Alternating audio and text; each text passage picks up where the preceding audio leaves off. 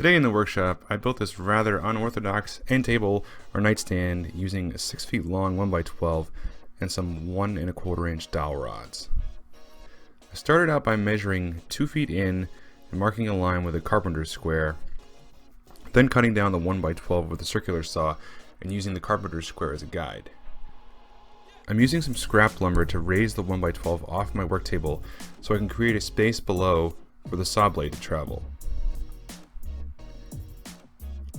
I use the first piece to mark a line for where I'm going to cut the second piece.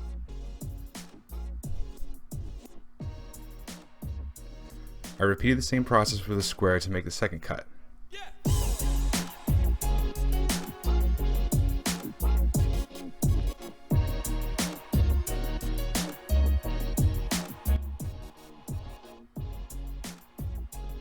For the side pieces, I use the width of one of the longer pieces to mark where I'm going to cut. This ensures that the side pieces will be flush with the top and bottom. This is also assuming that your boards aren't bowed or cupped like mine were. Next, I'm marking out the spacing for where I'm going to drill holes in the bottom piece for the dowels to slide through. You want them spaced in enough to create a design feature, but not too far in so that the table isn't sturdy. I again use some scrap wood to support the bottom and act as a backer to drill into. I used a 1 1/4 inch Forstner bit to drill out the holes. Normally you'd want to clamp your board down, but this piece is big enough to hold down and soft enough to where the bit goes through fairly easily.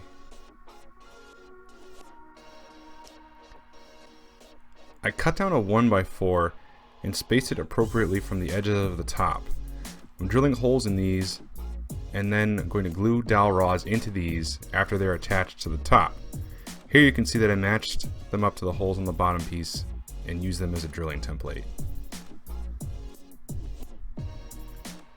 To attach the top, I use some pocket hole screws. I'm going to add a trim piece to the front which will hide the holes along the 1x4s for securing the dowel rods. Next, I test fit the dowel before attaching the 1x4s. Then I attach the 1x4 support piece to the top for seating the dowels.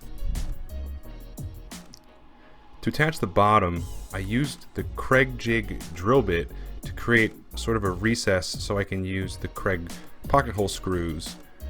No one was going to see these on the bottom, so I figured it was easier than just drilling out pocket holes.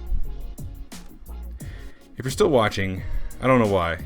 You're probably not going to build this. I don't even know why I built this.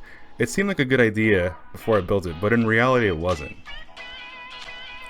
Anyway, thanks for watching. If you're still here, comment below with your favorite smelling wood.